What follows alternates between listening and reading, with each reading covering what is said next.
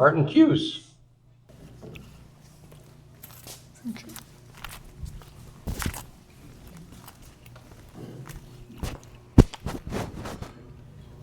So I made these two. I determined I was going to make something I'd never made before. So we were talking a week ago at the other club, do something modern, to get a piece of wood, throw some sawdust on it, a few blocks, and put some epoxy on it. I said, no, don't do it that way. I saw this one on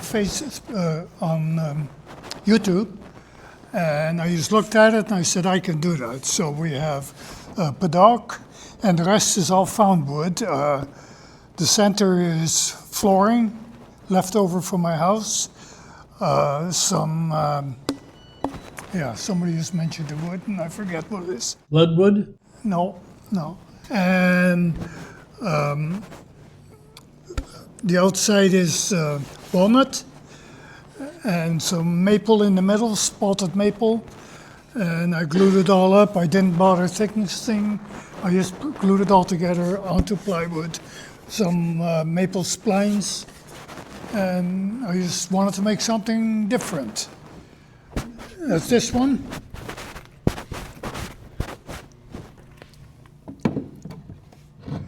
This one here is a long story. It was in the garbage once, about a week ago. Some of you have heard of the Papa 1947 on YouTube? No? Okay, he's a wood turner. And he posts every week. And so he posted that he had made this, an illusion board, he called it. So I copied it, I took a picture of it, and I said, I'm going to make that. The problem was he had two different videos, and I took pictures of each video. So I started making it. The center is paddock, the stars, and that went okay.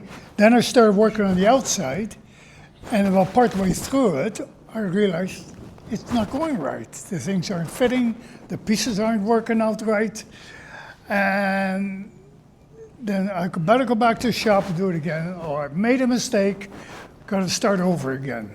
So I cut a few pieces out and started over again, and then it still didn't work, and that's it, I'm done.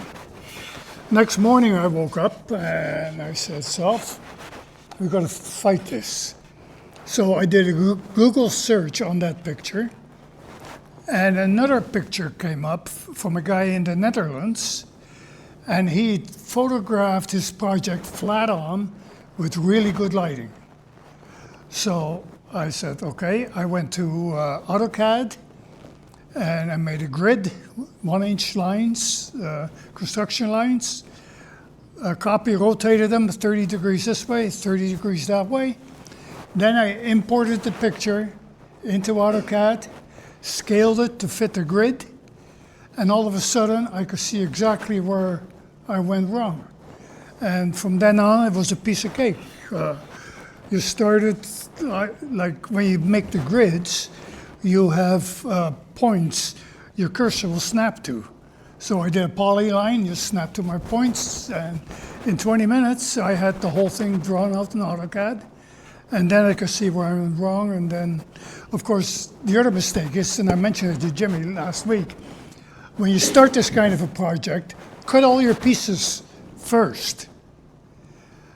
Don't run short, because when you have to make additional pieces, you got a 90% chance that they're not quite as thick, or they're not quite as long, and so that accumulates. But anyway, in the end, it was a fun project. I put a coat of oil on it and lacquer, and so I presented this. Martin, when I looked at that, hold it up for the camera, please hold it up for the audience so they can see in the camera can. I thought it was one-sided and that it had been glued on. But that's amazing because that goes right through. Yeah. It's a solid glue up, yeah. Wow.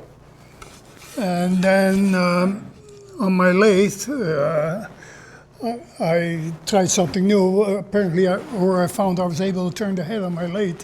And so I turned the head sideways and I rotated this So instead of 12 inch, I could do 16 inch.